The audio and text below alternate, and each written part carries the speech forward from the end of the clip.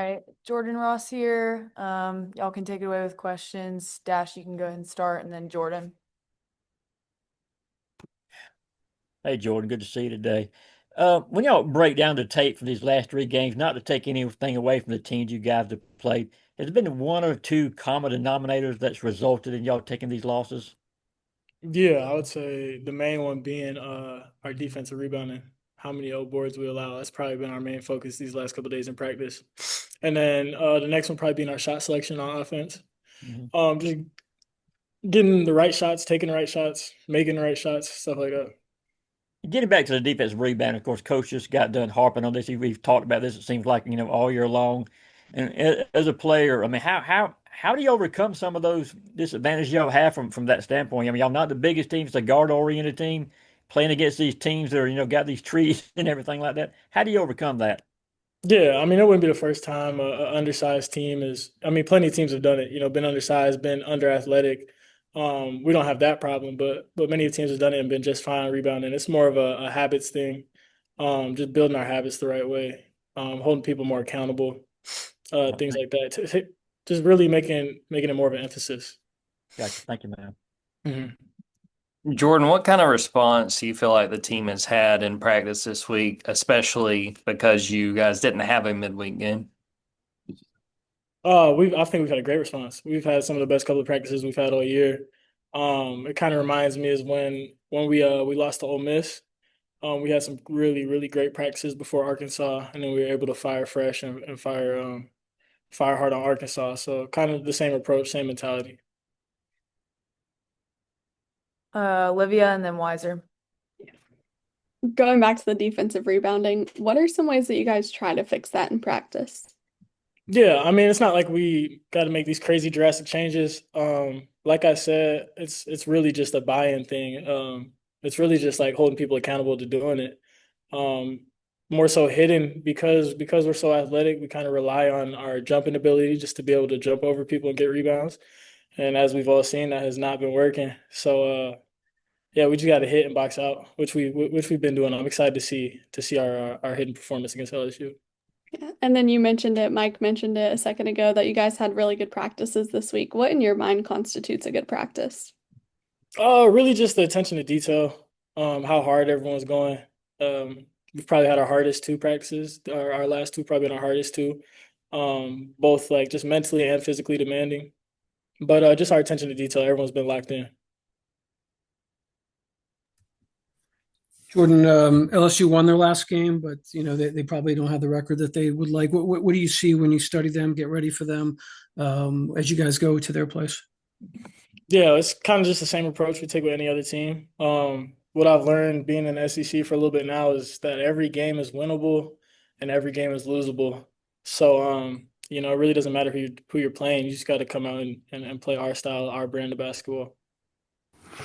And you may not take as many shots as some of your teammates that are on the floor with you, but when you talk about shot selection, what like do you get on other guys if they're jacking up a shot like early in the shot clock or a shot that you think maybe would have been better to find a couple passes?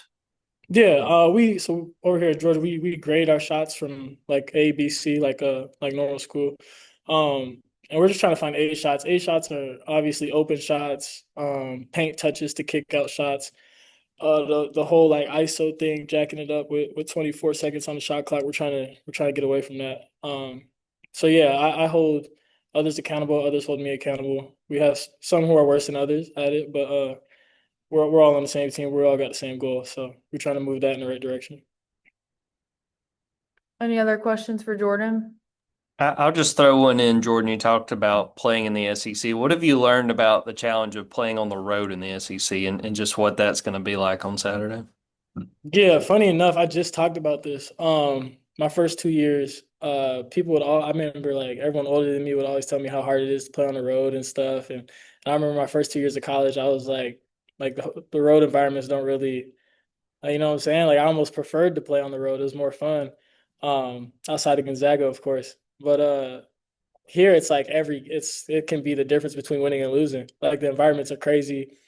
Everywhere we go is almost packed out, sold out. So it's been fun, but it's definitely difficult and it definitely impacts the game for sure. All right. Last. Okay. Hey, Cannon, good to see you. Dude. Of course, the defensive rebound has been a popular topic today. In your opinion, how can this team become a better defensive rebounding squad? I'd say just keeping it in mind and being one of the first things in mind. I mean, we feel like we play some good defensive possessions. We just can't always finish them the way we want to.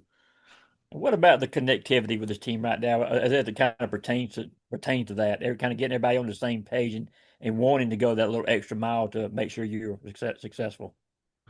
Yeah, I mean, that's a big part of just any successful team. You have to have people that, and I feel like we do, just have people that are bought in and bought into what the coaches want to do.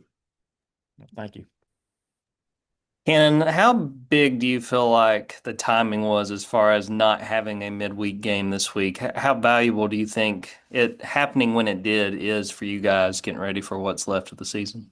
I feel like it's a very big thing for us, very value, just to be able to have time to, just fix the things that we've been messing up on and sharpen up on things we're already good at.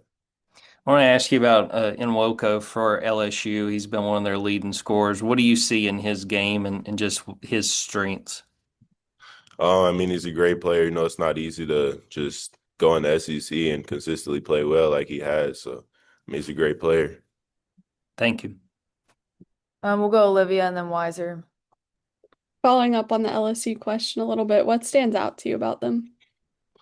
I'd say just that they don't give up, and anytime you go somewhere on the road, whether it's anywhere in the SEC, you just got to be ready to play.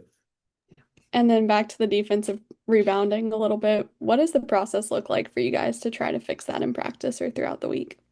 I'd say just constantly remind yourself that you got to finish the possession with a rebound any way that you can. You got to hit your defender and get the board. Kanon, you guys are halfway through the SEC season. Do you guys feel like, hey, you've had a not a great stretch the last few games, but a lot of season left, or kind of what's the mindset?